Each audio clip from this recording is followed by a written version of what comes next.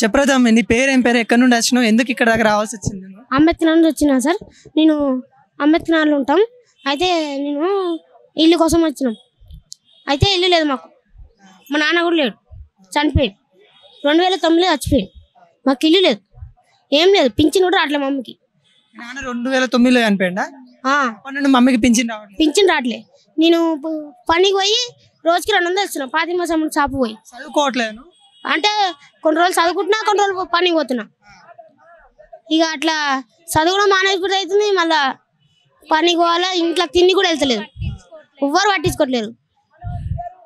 మరి ఇప్పుడు మీరు ఏమన్నా ఎట్లుంటారు, ఎక్కడ ఉంటారు? మేము రెంట్కుంటున్నాం. ఏం లేదంటారా? ఏం లేదు. అప్లికేషన్ పెట్టారా పోయినసారి గత ప్రభుత్వంలో డబుల్ బెడ్రూమ్? ఇచ్చినా కానీ రాలే. ఏం చదువుతున్నావు? 8th class government school. ఎట్లా ఇక్కడ లోపల కంప్లైంట్ ఇచ్చావా మరి?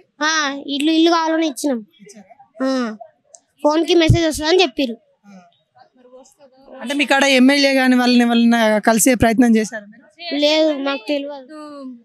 ఎవరు దగ్గర కూడా రానియలే మాకు. ఇప్పుడు ఇక్కడ టీవీలో చూసి వచ్చినాం ఇస్తారని. నువ్వు పని చేసుకొని ఇంట్లో ఇస్తే గానీ రోజు గడవని. ఏం పనికి వెళ్తాను?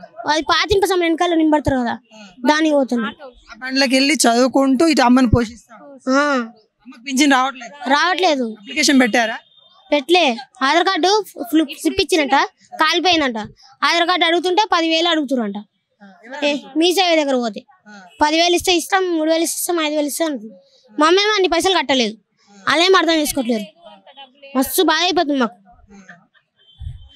ఇప్పుడు ఇప్పుడు ఇప్పుడు ఇప్పుడు ఏమంటావు? కేసీఆర్ ఇప్పుడు మన ఈయన అయితే ఉన్నాడు, రేవంత్ రెడ్డి అయితే సీఎం ఉన్నాడు కదా, ఆయనకి ఏం చెప్పదలుచుకుంటున్నాను అంటే మాకైతే ఇల్లు కావాలి సార్.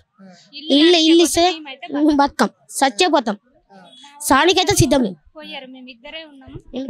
ఇది పరిస్థితి. ఏంటంటే ఈ చిన్న పిల్లోడు అయితే చదువుకుంటూ ఇనుప సామాన్ల పనికి వెళ్తూ వాళ్ళ నాన్న చనిపోయినా కూడా వాళ్ళ అమ్మకి కూడా పింఛన్ రావట్లేదు. చాలా బాధ అయితే ఉందని చెప్తా ఉన్నాడు. ఈయన వాళ్ళ అమ్మ ఆధార్ కార్డు పోయిందన్నందుకు మీసేవ వాళ్ళు కూడా దారుణంగా డబ్బులు చెప్పడం వల్ల అది కూడా తీసుకోలేకపోతా ఉన్నారు. రేషన్ కార్డు ఉందా మీకు? మమ్మీకి. రేషన్ కార్డు మమ్మీకి ఉందా? నీ పేరు ఎక్కలే ఇంకా? రేషన్ కార్డు ఉందా?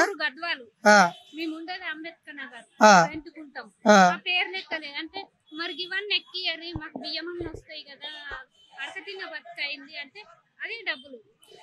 ఇక్కడ చూసుకున్నట్లయితే రేషన్ కార్డు కూడా లేని పరిస్థితి అయితే కనబడతా ఉంది. పాపం తమ్ముడు అయితే చాలా బాధ అయితే ఉంది.